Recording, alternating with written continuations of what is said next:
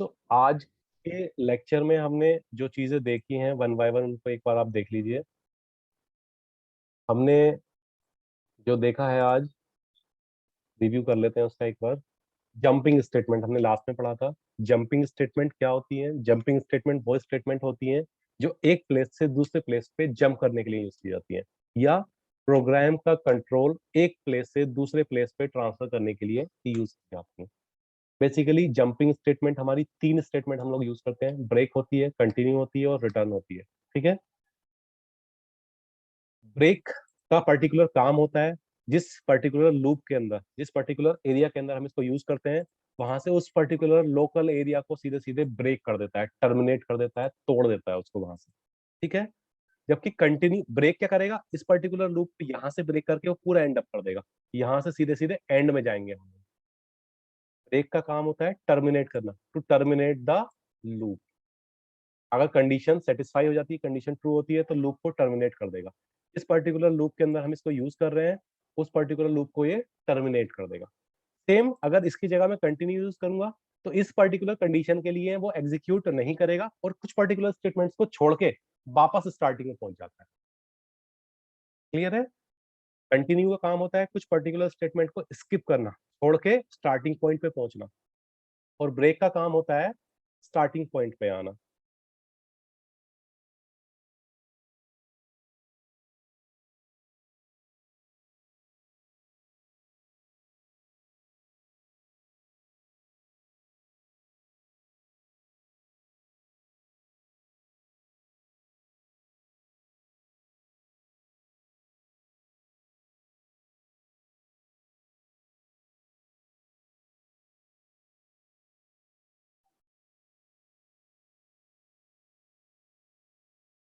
ये देखिए बच्चे,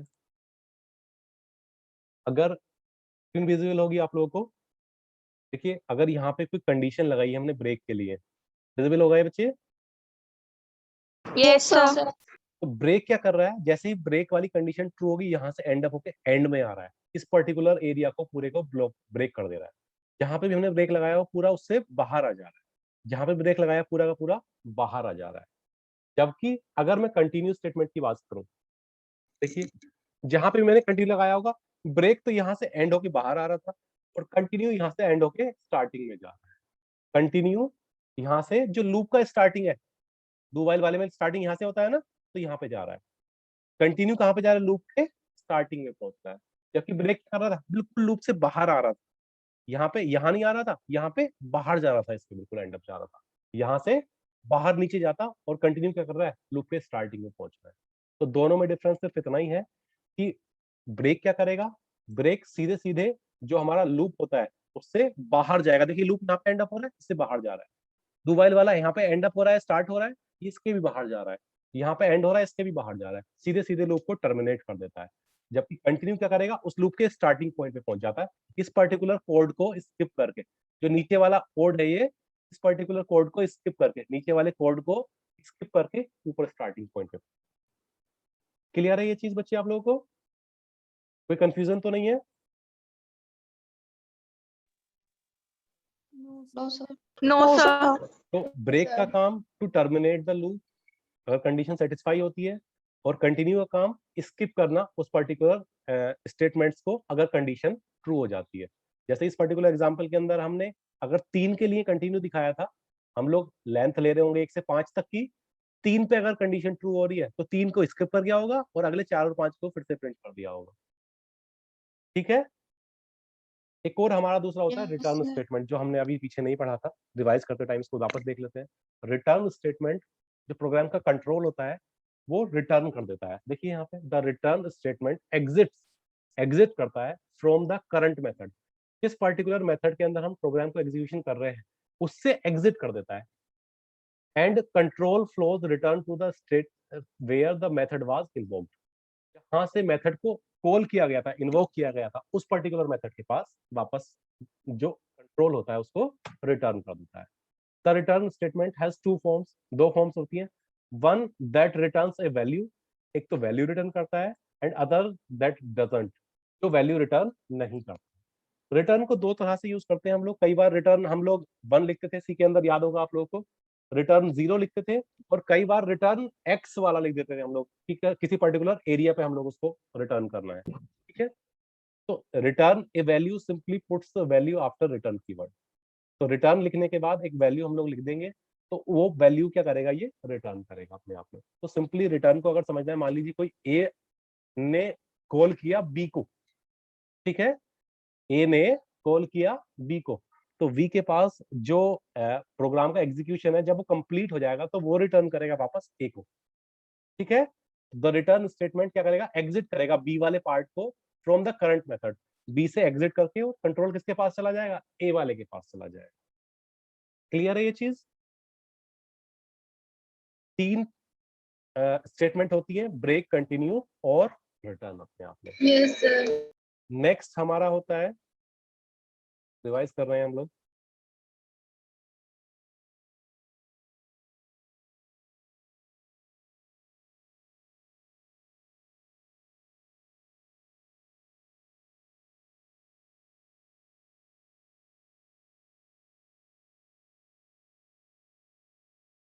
जो लूपिंग स्टेटमेंट हमने अभी पढ़ा था आज, इसको भी रिवाइज कर लीजिए। लूप्स वो जो पर्टिकुलर कोड को बार बार खुद से रिपीट करें, the code which repeat itself is known as loop, है ना। और उन स्टेटमेंट्स को हम लोग लूपिंग स्टेटमेंट बोलते हैं। दो तरह की होती है, एंट्री कंट्रोल और एग्जिट कंट्रोल। एंट्री कंट्रोल मतलब जो टॉप पे टेस्ट होती है, एग्जिट कंट्रोल जो बॉटम पे टेस्ट होती है। के दो एग्जांपल होते हैं, व्हाइल लूप और फॉर लूप, और उसका do while loop. While loop simple हमारा जो एंट्री कंट्रोल लूपिंग स्टेटमेंट है वो है, हर एक लूप के अंदर तीन चीजें होती हैं, उसका इनिशियलाइजेशन होता है, उसकी कंडीशन होती है, और उसका इंक्रीमेंट और डिक्रीमेंट या अपडेशन होता है। तो ये सिंपली इसका सिंटेक्स है, और इसका एग्जांपल हमने यहाँ पे लिया हुआ था, ये सिंपली ये है। कोई स्टार्टिंग में इनिशियलाइजेशन लिया, फिर कंडीशन लिखी है हमने, और लास्ट में उसका इंक्रीमेंट और डिक्रीमेंट दे दिया है, कुछ वैल्यूज प्रिंट कर रहे हैं। ये क्लियर है आप लोगों को? कोई कंफ्यूजन तो नहीं है इसके अंदर? सेम हमारा as it is for loop होता है। No sir. फॉर लूप के अंदर थोड़ा कन्वीनियंट होता है, थोड़ा आसान होता है, इजी टू यूज करना होता है, क्योंकि इसके अंदर ये तीन की तीन चीजें सिंगल लाइन के अंदर हो जाती है, इनिशियलाइजेशन भी, कंडीशन भी, और इंक्रीमेंट डिक्रीमेंट भी। तो किसी भी प्रोग्राम के अंदर देखिए, उसमें हमने तीन अलग अलग जगह काम किए थे। ये यहाँ इनिशियलाइजेशन भी यहीं पे है, कंडीशन भी यहीं पे है, और इंक्रीमेंट डिक्रीमेंट भी यहीं पे है। इस तरह से इसका हम लोग आउटपुट देख पा रहे हैं। Do while exit control looping statement होता है, और वाइल और डू वाइल के बीच में सिर्फ एक ही डिफरेंस होता है कि यहाँ पे कंडीशन फॉल्स भी होगी, कंडीशन फॉल्स भी है तो ये एग्जीक्यूट होगा एटलीस्ट वंस, एक बार एग्जीक्यूट जरूर होगा, क्योंकि ऊपर से स्टार्ट हो जाता है और कंडीशन चेक होती है एग्जिट पे, ठीक है।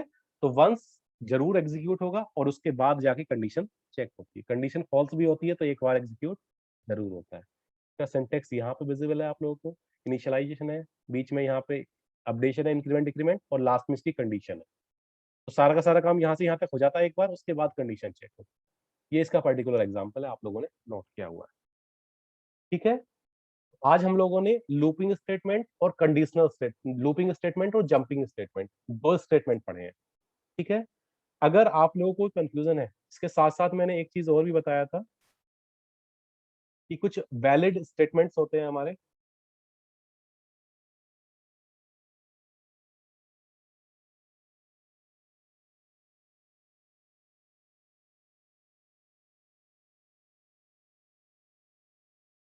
कंटिन्यू स्टेटमेंट पढ़ा हमने, ब्रेक स्टेटमेंट पढ़ा था, ये रहा। कुछ वैलिड स्टेटमेंट्स होते हैं हमारे, इसको ध्यान देना है कि यहाँ से लेके यहाँ तक जो लिखे हैं हम लोगों ने, ये वैलिड तरीका होता है, और ये इनवैलिड है। अगर आप इस तरह से लिखेंगे तो ये इनवैलिड में काउंट होगा। क्लियर है ये चीज? ये ध्यान रखना है आप लोगों को। कुछ इससे कंफ्यूजन हो बच्चे तो आप लोग मुझे बता दीजिए, अगर कोई चीज समझ में नहीं आई हो। अब आप लोग अपनी नोटबुक के अंदर आज नोट करेंगे लूपिंग स्टेटमेंट, उसके बाद जंपिंग स्टेटमेंट। लूपिंग स्टेटमेंट के अंदर तीन एग्जाम्पल हम लोगों ने पढ़े हैं, वो फाइल के अंदर नोट करना होगा। फर्स्ट है write a program to implement while loop, दूसरा है write a program to implement for loop, third है write a program to implement do while loop. तो 11 कल हुए थे, 3 आज हो गए हैं, 14 प्रोग्राम्स ये हो गए हैं।